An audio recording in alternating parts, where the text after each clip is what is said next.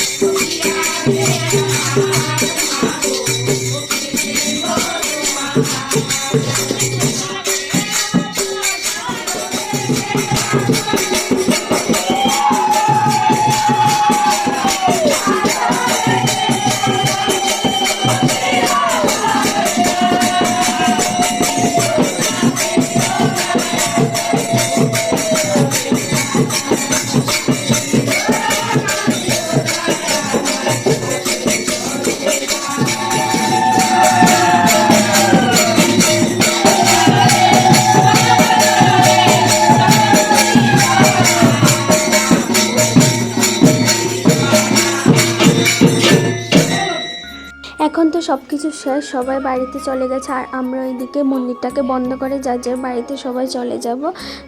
তো ভিডিওটা এখানে এন্ড করছি। ভালো লাগলে সবাই লাইক কমেন্ট শেয়ার অবশ্যই করবে।